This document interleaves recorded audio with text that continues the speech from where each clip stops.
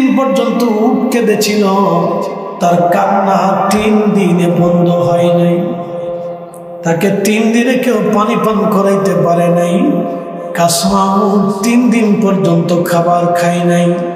3 দিন পরে বিরহ বেদনা সহ্য করতে না পেরে দৌড়াইয়া কুয়ার মধ্যে ঝাঁপিয়ে পড়ে আত্মাহুতি দিল।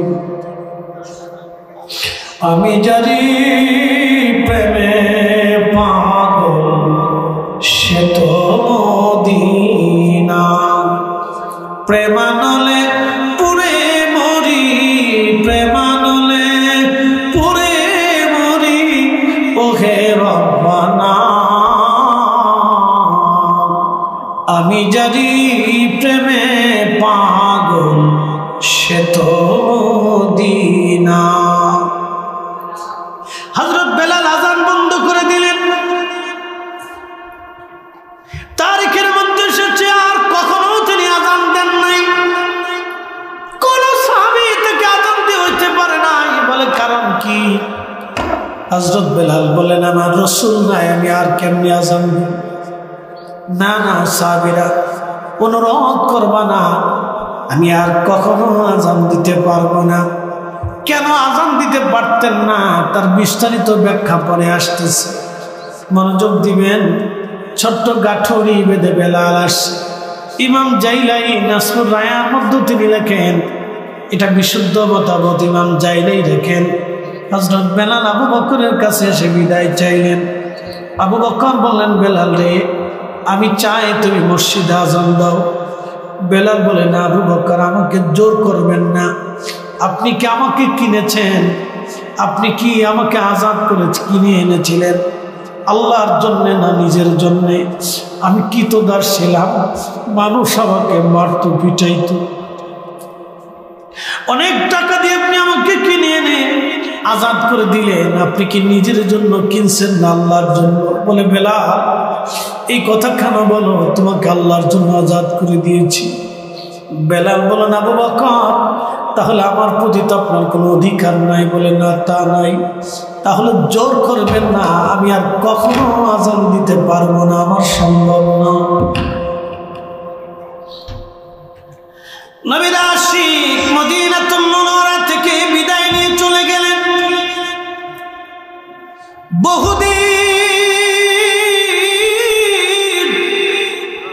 বহুদিন মদিনায় বেলালের আযান হয় না, বহুদিন।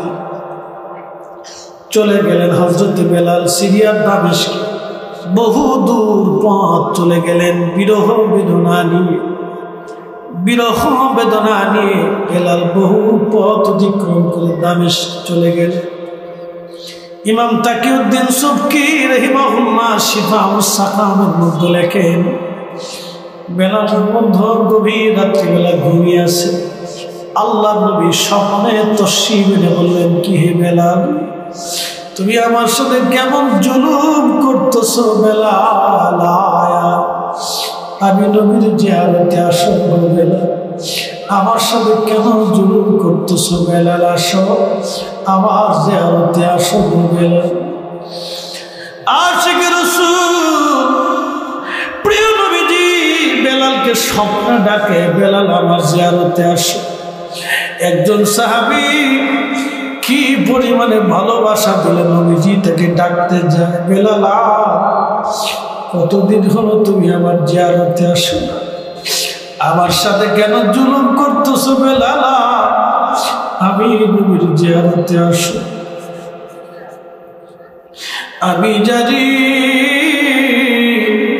প্রেমে পাগল সে তো মদিনা, প্রেমানলে পুরে মরি, প্রেমানলে পুরে মরি, ওহে রব্বানা।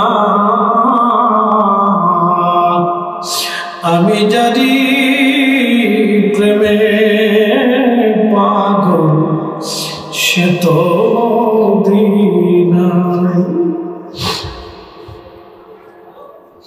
কোন দিন যদি আমাদের দিনার এরকম হয়, বুলন্দ নসিব, যে রাসূল দেখলো তার জন্য জাহান্নাম হারাম আল্লাহ নবী যারে কবুল করলো তার জন্য জাহান্নাম হারাম, আল্লাহর হাবিব যারে কবুল করে তার জন্য জাহান্নাম হারাম। হযরত বেলাল সুদূর সিরিয়ার দামেস্কে থেকে রওনা দিয়ে সুদূর মদিনা পানে চলে আসলেন। তিনি বহু পথ অতিক্রম করে চলে আসলেন, বহু রাস্তা পায়ে হেঁটে বাহনে চলে বেলাল চলে আসলেন। রওজা শরীফ তখন কাঠের জালি দিয়ে ঘিরে রাখা ছিল। ইমাম সুবকি লেখেন রওজা শরীফের পাশে হযরত বেলাল বসে গেলেন, তার মাথা মোবারক রওজা শরীফের সাথে ঘষতে লাগলেন আর কাঁদতে লাগলেন, নবীজি গোলাম আপনার কদম মোবারকে হাজির হয়ে গেছে, গোলাম আপনার কদমে আসছি,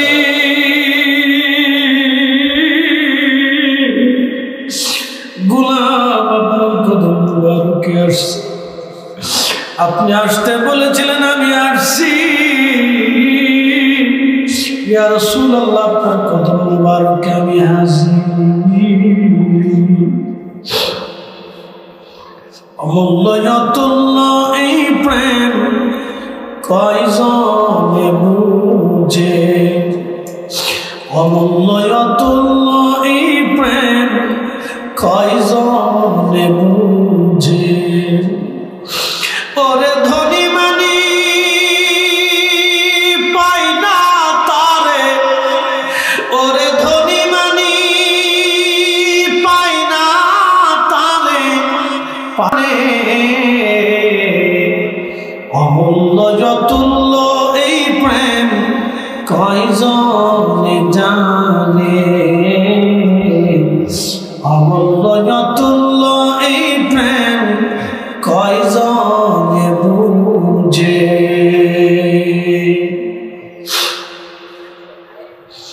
আশিকে রাসূল রওজার পাশে বসে বসে কাঁদতেছিলেন। ইমাম সুবকি বলেন রওজা শরীফের জালির সাথে মাথা টেকাইয়া হযরত বেলাল গুনগুন করে কাঁদে, দীর্ঘ সময় বসে থেকে থেকে কাঁদতেছিল। আমি দেখছি বহু হাজি রওজা শরীফের সবুজ মিনার দেখার পরে চোখের পানি ফেলে ফেলে কান্না করে, আমি দেখছি বহু হাজি রওজার সামনে দাঁড়াইলে চোখের পানি ফেলে কান্দে, সবুজ মিনারের দিকে তাকায় হাজি দূর থেকে দাঁড়ায় কান্দে, চোখের পানি ফেলে ফেলে হাজি কান্না করে।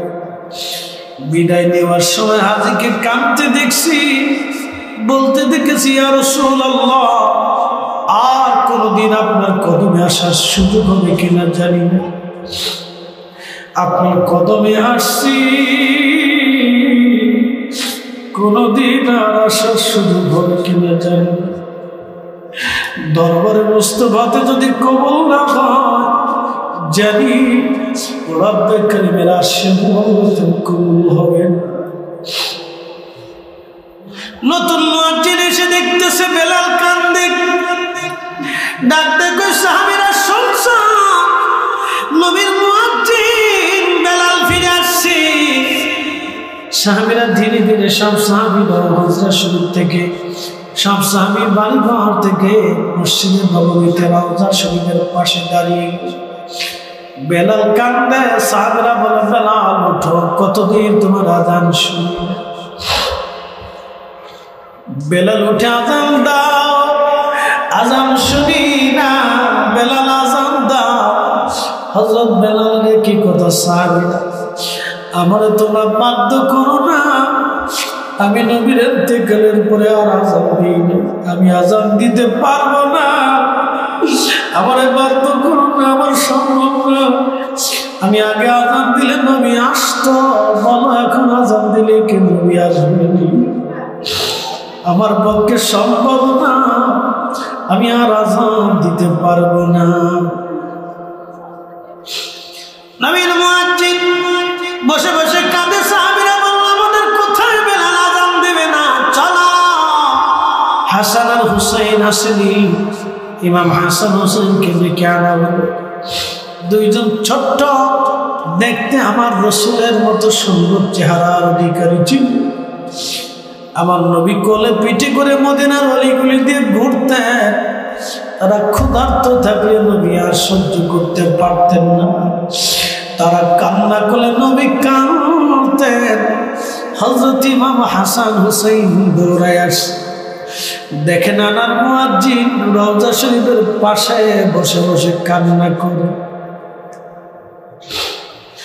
হযরত বেলাল রওজা শরীফ থেকে উঠে এসে ইমাম হাসানের বুকের মধ্যে মাথা ঠেকে কাঁদে, আবার ইমাম হুসাইন রাদিয়াল্লাহু আনহুর বুকের মধ্যে মাথা ঠেকে কাঁদে।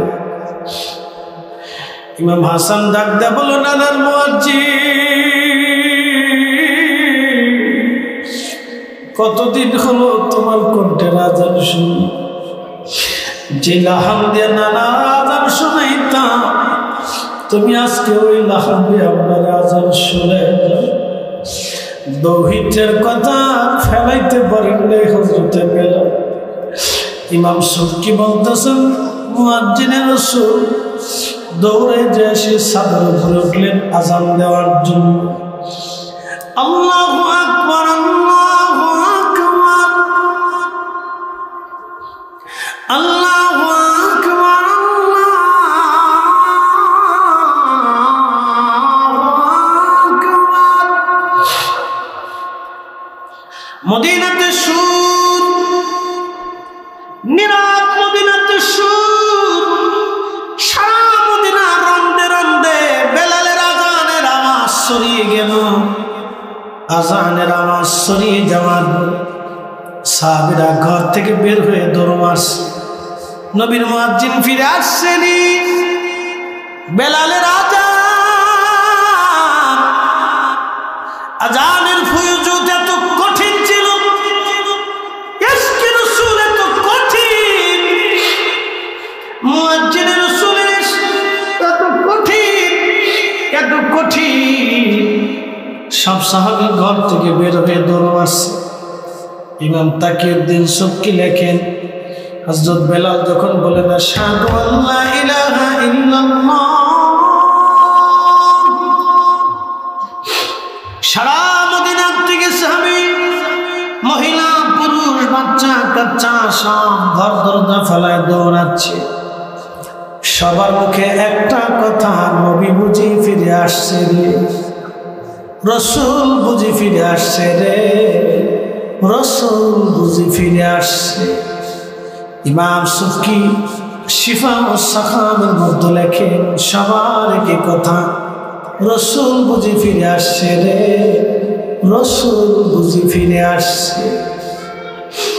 অমূল্য অতুল্য এই প্রেম কয়জনে বুঝে, অমূল্য অতুল্য এই প্রেম কয়জনে বুঝে।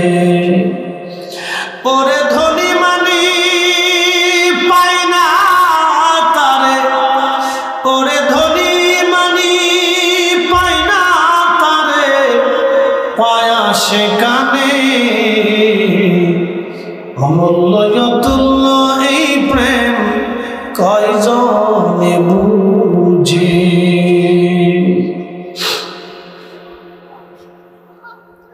সারা মদিনাতে কান্নার রোল পড়ে গেল, শুধু মানুষ কান্না করে, এমন কোন মানুষ নাই রে সেই দিন চোখের পানি না ফেলে কেঁদেছি। সাহাবীরা কাঁদতেছিল, ছোট ছোট বাচ্চারা পর্যন্ত কান্না শুরু করে। মহিলারা গুনগুন করে কাঁদলে রে। নবীর মুয়াজ্জিন বেলালের আযানের লাহরি কণ্ঠ, এত পরিমাণে ইশকে রাসূল ছিল, সাহাবীরা পাগল ভরা হয়ে গেল।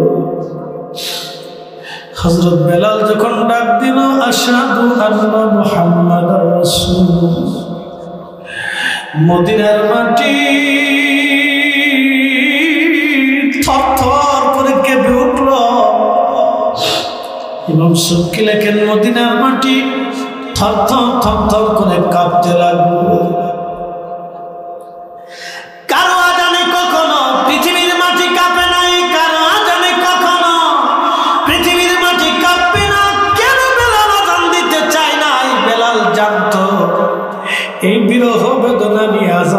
সম্ভব। এই বিরহ বেদনা এত কঠিন, রাসূলের ইশক এত কঠিন, পৃথিবীর মাটি পর্যন্ত স্থির থাকতে পারে নাই। আপনি বুঝেন তো, মদিনার মাটি যখন থরথর করে কাঁপে, তখন আপনি বুঝেন মদিনার মানুষের হৃদয়ের হালত কেমন হয়েছিল। সমস্ত মানুষগুলি ছটফট ছটফট করে কাঁদতেছিল। নবীর আশিক বেলাল অজ্ঞান হয়ে পড়ে গেলেন, আর আযান দিতে পারেন নাই তিনি, আর আযান দিতে পারেন নাই, অজ্ঞান হয়ে পড়ে গেলেন, বেহুশ হয়ে গেলেন। বেহুশ হয়ে গেলেন হযরত বেলাল, আর আযান দিতে পারেন নাই। বুঝতে পারতেছেন কলিজায় বিরহ বেদনা এত কঠিন ছিল, তিনি আযান দিতে পারতেন না কখনো। নবীর তিরোধানের পরে ইন্তেকালের পরে, যার কারণে কখনো তিনি আযান দেন নাই। কোন সাহাবীর অনুরোধ করলেও তিনি আযান দিতে পারতেন না। এটা বিরহ জানা বলে হুজুর কেমন? দেখবেন অনেক সন্তান যখন মারা যায়, মা সন্তানের কাপড় ধরে ধরে কাঁদে। সন্তান মারা গেলে মা দূরে দাঁড়ায় সন্তানের কবর দেখে দেখে কাঁদে, কারণ এই সন্তানটা হলো মায়ের মেহবুব। এই সন্তানটা মায়ের মেহবুব। সন্তানের পোশাক ধরে ধরে মা কাঁদে, সন্তানের খাটের পাশে রুমের পাশে মা কাঁদে, সন্তানের খাবার প্লেটটা ধরে ধরে মা কাঁদে, কারণ সন্তানটা হলো মায়ের মেহবুব। বেলাল সহ্য করতে পারতেন না, কারণ রাসূল হলো বেলালের মেহবুব। মেহবুব হারাইয়া আশিক পাগল, এই মেহবুব হারাইয়া আশিক পাগল হয়ে গেল। অমূল্য যতুল্য এই প্রেম কয়জনে বুঝে, অমূল্য যতুল্য এই প্রেম কয়জনে বুঝে। ওরে ধনী মানি পায় না যারে, ওরে ধনী মানি পায় না যারে, পায় আশিকানে। অমূল্য অতুল্য এই প্রেম কয়জনে বুঝে। খুশবিনে আসার পরে রওজা শরীফের পাশে দাঁড়ায় কাঁদে, বলে হুজুর গোলামকে স্বপ্নে আসতে বলেছিলেন, গোলাম হাজির হয়েছে। আপনি আমাকে আসতে বলেছিলেন, আমি আসছি। আমি আযান দিছি, আপনি নবী নামাজে আসেন। বিরহ বেদনা নিয়ে নবীর পাগল চলে গেল, আর কোনদিন মদিনাতে সে ফিরে আসেনি। বিরহ বেদনা নিয়ে পাগল আশিক রাসূল চলে গেল, কোনদিন আর মদিনাতে ফিরে আসেনি। কখনো আর মদিনাতে আসে না, কারণ সে ইশকে রাসূল এতই যাতনা ছিল, তার জন্য সহ্য করতে পারত না। এত কঠিন ইশকে রাসূল ছিল, তার জন্য আসতে পারত না। বুঝতেছেন আজানে পৃথিবীর মাটি পর্যন্ত থরথর করে কেঁপে উঠেছে। মদিনার এমন কোন মানুষ ছিল না সেই দিন চোখের পানি না ফেলে কেঁদেছিল। ও বরহানিয়া দরবারের মুহিব্বিন, আল্লাহ রাসূল বলেন, উম্মত রে, তোমরা যদি ক্ষুধার ভয়ে চোখের পানি ফেলো, ওই পানি মাসির মাথার পরিমাণ পানি চোখের কোণার থেকে বেরিয়ে পড়ার আগে আমার রব তোমার জীবনের গুনাহগুলি মাফ করে দিবে। আল্লাহর ওলিরা বলতেন, দুনিয়ার মানুষ তোমরা শোনো, নবীর ইশকে চোখের পানি পড়ার সঙ্গে সঙ্গে এক ফোঁটা পানি দিয়ে আমার আল্লাহ ওই আশিকের জন্য জাহান্নামের 7টা আর জাহান্নামের আগুনগুলি এক ফোঁটা পানি দিয়ে আল্লাহ নেভাইয়া দেবে। পৃথিবীর 7 পানি যদি জাহান্নামে ছেড়ে দেন, আগুন নিভবে না, কিন্তু ইশকে রাসূলের চোখের পানি এক ফোঁটা ছেড়ে দিলে 7টা জাহান্নামের আগুন সাথে সাথে আল্লাহ নিভাইয়া দিবে। চিৎকার করে বলেন, ইয়া রাসূল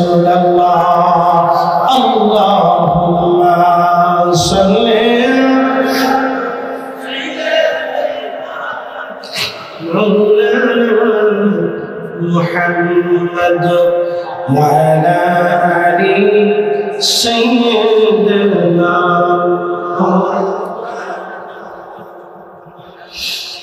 আমি জানি প্রেমে পাগল সে তো দিনা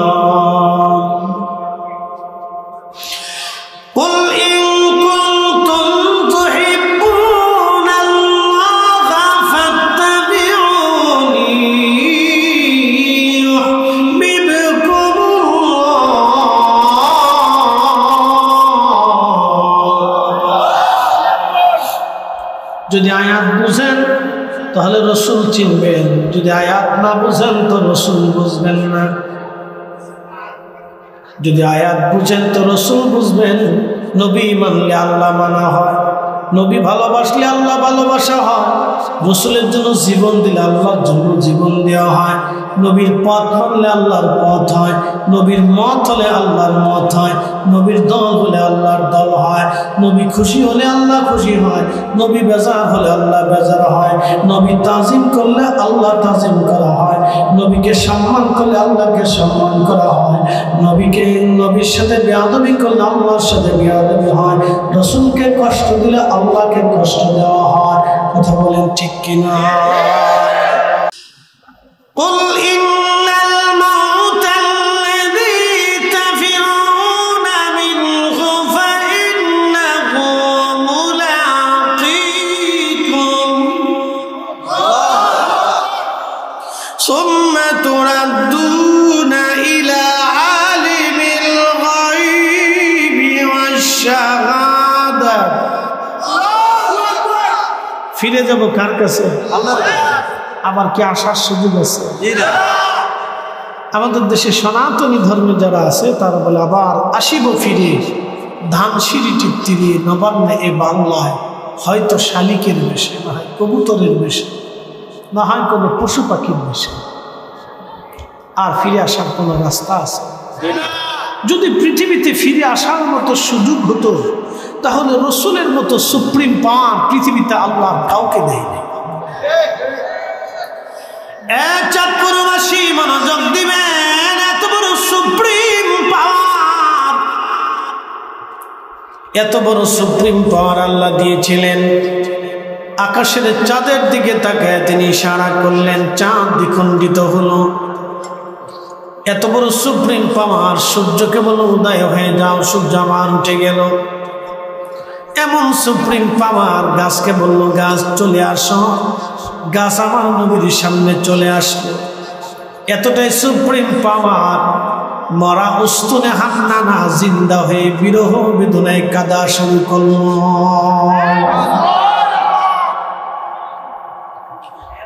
চাঁদপুরবাসী মনোযোগ দিবেন, বুরহানিয়া দরবারের মুহিব্বিন যারা আছেন মনোযোগ দিয়ে শুনে যাবেন। আপনার কলিজার টুকরা যে সন্তানটাই সন্তান আপনার মেহবুব, এই সন্তানটাকে আপনি কলিজার ভিতর থেকে ভালোবাসেন। পৃথিবীর একটা মা কলিজার ভিতর থেকে সন্তানকে ভালোবাসে। আমার রসুল আল্লাহর মেহবুব ইব্রাহিম আল্লাহর খলিল, ইব্রাহিম আল্লাহর খলিল, ইব্রাহিমের খলিল হলো আমার আল্লাহ। আমার রসুল আল্লাহর মেহবুব, আর আল্লাহ হলেন আমার রসুল হচ্ছেন আল্লাহর মেহবুব, আর ইব্রাহিম হচ্ছে আল্লাহর খলিল। খলিল মানে যিনি আল্লাহকে খুশি করতেন। আমার রব জানিয়ে দিলেন, ইব্রাহিম তুমি তোমার সন্তানকে কুরবানি করো। ইন্নী আরা ফিল মানাম, তিনি ইসমাইলের সামনে যে বলেন ইন্নী আরা ফিল মানাম, বেটারে আমি স্বপ্ন দেখছি, আমি স্বপ্ন দেখছি আন্নী আযবাহু, তোমারে জবাই করতেছি, কোরবানি করতেছি। ফানজুর মাযা তারা, তোমার জীবনের ইচ্ছা কি তুমি বলো রে বেটা।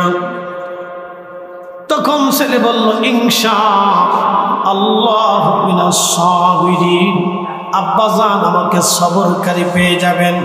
চিন্তার কোনো কারণ নাই। আপনি যেটা স্বপ্ন দেখেছেন সেটা বাস্তবায়ন করেন। স্বপ্ন হলো নবীদের জন্য ওহী। নবীরা শুধু স্বপ্ন দেখতেন না, স্বপ্নটা বাস্তব ছিল। মাইকম্যান ওই একটু কাইন্ডলি ইকো কমাই দেন, ইকোটা একটু কমাই দেন, শব্দটা বেশি পিটাপিটি করে। আচ্ছা ঠিক আছে, একটু ইকো কমাই দেন। হ্যাঁ সব ঠিক আছে, সাউন্ড সিস্টেম ভালো আছে। বেচারা ব্যবসার দোয়া করি আল্লাহ সবুজ বাতি জ্বালাই দেয়, লাল বাতির দোয়া করা যাচ্ছে না। আমার মুসলিম ভাই না? আচ্ছা ঠিক আছে, মুসলিম ভাই আছে, সনাতনী ভাই নেই। মারহাবা কর, কথা কি বোঝা যায়? একটু কাইন্ডলি বসবেন, কারণ ব্যাটারির চার্জ হতে একটু সময় লাগে। চাটা খাই একটু চার্জ দিতেছি না। ইব্রাহিম আলাইহিসসালাম বলেন, বেটা বলো কি? বলে আব্বা যা খুশি করে। নবীদের স্বপ্ন হচ্ছে ওহী। আমার রাসূল স্বপ্ন দেখতেন। সূরা কাউসার নাজিল করেছেন আল্লাহ স্বপ্ন। একসাথে বললো না মারহাবা।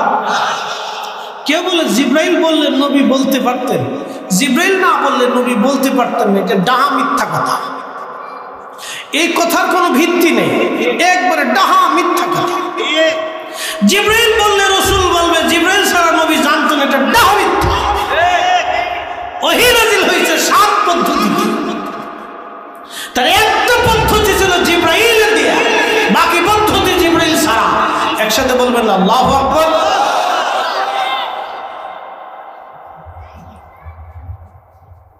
হ্যাঁ বরহানিয়ার বেশি মনোযোগ দিবেন। আল্লাহর নবী হচ্ছেন মেহবুব, ইব্রাহিম হল খলিল। আল্লাহ বলেন পুত্র কুরবানি করে দাও। ইব্রাহিম পুত্র জবাই করতে গেলেন, আমার নবীজির মন বেজার। কাফেররা বলতো আত্মার আত্মার আত্মার, নির্বংশ বংশহীন। আমার নবীর 3টা সন্তান আল্লাহ নিয়ে চলে গেলেন। কাফেররা বলতো বংশহীন বংশহীন। আমার রব আমার আল্লাহ খুশি করবে, নবীর মন বেজার, মন বেজার, মন বেজার। হাবিবকে খুশি করা লাগবে, মেহবুবকে খুশি করা লাগবে। আল্লাহ সূরা কাউসার নাজিল করলেন, ইন্না আ'তাইনাকাল কাউসার ফাসাল্লি লিরাব্বিকা ওয়ানহার ইন্না শানিয়াকা হুয়াল আবতার। একবার জোরে বলা যাবে কি মারহাবা। শ্রেষ্ঠ নবী দিলাম তরিয়ে নিতে রোজাসরে, পথ না ভুলি তাই তো দিলে পাক কোরআনের বাণী। খোদা তোমার মেহেরবানি, সুন্দর ফুল সুন্দর ফল, মিঠা নদীর পানি। খোদা তোমার মেহেরবানি। এ চাঁদপুরবাসী, কুরআনুল কারীমে আমার আল্লাহ সূরা কাউসার নাজিল করে বলেন, হুজুর নিশ্চয়ই আমি আপনাকে কাউসারের মালিকানা দিয়ে দিলাম। সাহাবীরা বলেন, ইয়া রাসূলুল্লাহ কাউসার কি? নবীজি জবাব দিয়ে বলেন, সাহাবীরা কাউসার হলো, কাউসার হচ্ছে একটা জান্নাতের নদী। এই নদীর তলদেশ হবে মণিমুক্তা দিয়ে বানানো, 2টা পার হবে স্বর্ণ দিয়ে বানানো। সাহাবীরা পানির পেয়ালাগুলি মণিমুক্তার জহরত দিয়ে বানানো হবে। পানি দুধের চাইতে সাদা হবে, মধুর চাইতে মিষ্টি হবে, এবং মিষ্কাম্বরের ঘ্রাণ পানির ভিতর থেকে আসতে থাকবে। একবার জোরে বলা যাবে কি মারহাবা। এই কাউসারের মালিকানা কার হাতে? একসাথে বলেন, আরো জোরে বলেন। এই কাউসার পাইতে হলে কাকে খুশি করা লাগবে? এই কাউসারের নদীটা কোন জায়গায়? শুধু হাসরের মাঠে না, জান্নাতের ভিতরেও। জান্নাতু আদনিন তাজরি মিন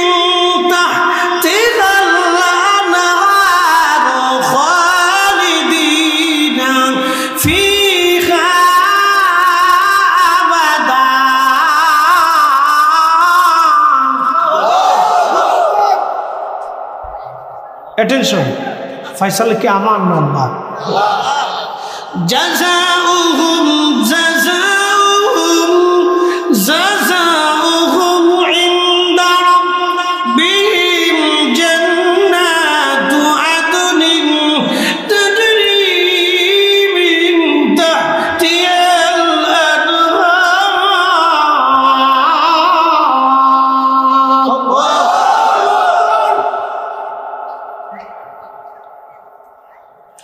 চলবে? সিলেটি ভাষা ওই তো ওই তো ওই তো, সিলেটি লেখা ওই তো ওই তো, হুজুর সাপ ওই তো ওই তো, মানে সাপ আরো চলবে চলবে চলবে, পোকা পোকা ওই তো ওই তো, মজা লাগে সিলেটি মাল সাপ ওই তো। আচ্ছা, আল্লাহ কোরআন থেকে রব্বুল আলামিন বললেন, তোমাদেরকে আমি একটা জাযা দেব, পুরস্কার দেব আমি রব। তোমাদের জন্য একটা পুরস্কার রেখে দিয়েছি। কি পুরস্কার? একটা জান্নাত। জান্নাতটা কেমন হবে? জান্নাতের নিচে নদী নহর প্রবাহিত হবে, সেই নহরটাই হলো হাউজে কাউসার। নদীর নাম কাউসার, মালিকানা আমার নবীর হাতে।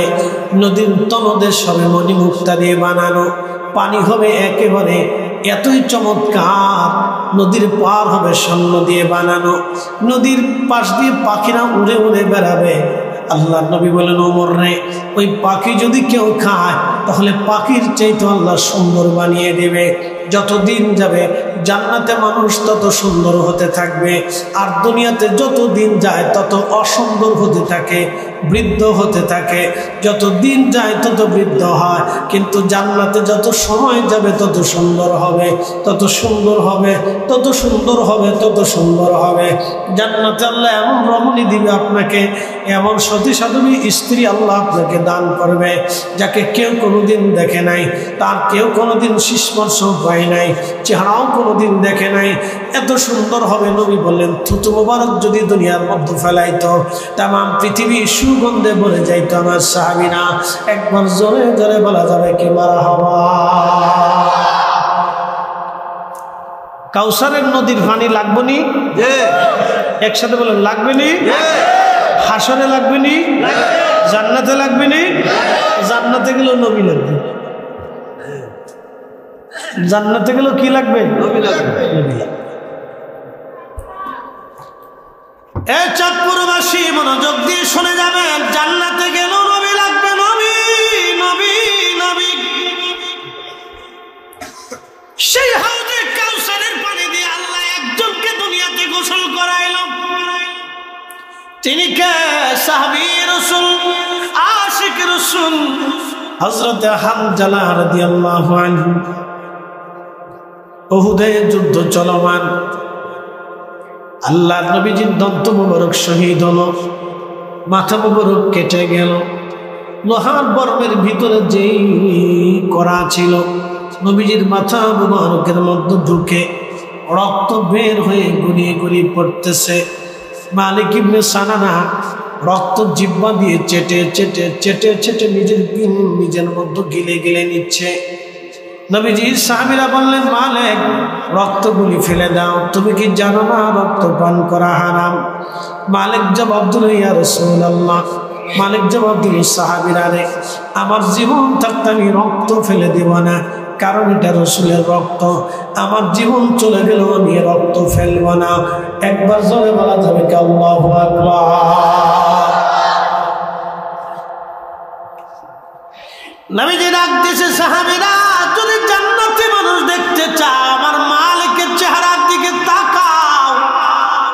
আমার মালিক আল্লাহর জান্নাতি, জান্নাতি। আমার রক্ত যার রক্তের সাথে মিশে গেল, সে জান্নাতি, জান্নাতি, জান্নাতি। সাহাবীরা মালিকের চেহারার দিকে তাকাও, জান্নাতি, জান্নাতি। আমার মালিক জান্নাতি, আমার মালিক জান্নাতি বলে কারণ কি? নবীজি রক্ত পান করলেন, মালিক জান্নাতি। আচ্ছা, আপনারা বলেন, মালিক কি শরীয়ত পালন করে জান্নাতি না ইশকে রাসূল দিয়ে জান্নাতি?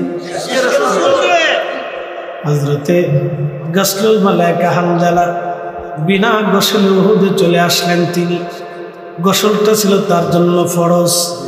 বিনা গোসল ছেড়ে তিনি উহুদে চলে আসলেন। মদিনার থেকে উহুদ দেখা যায়, উহুদের পাহাড়টাও দেখা যায়। আসলে হয়তো 20 মিনিট দৌড়াই আসতে সময় লাগতো, অথবা 30 মিনিট সময় লাগতো। হযরত হানজালা গোসল করে যুদ্ধের ময়দানে আসতে পারত। আহা, গোসল ছেড়ে দিয়ে তলোয়ার হাতে নিয়ে চলে আসলেন। শুধু আসেন নাই, হানজালা শহীদ হয়ে গেলেন যুদ্ধের ময়দানে।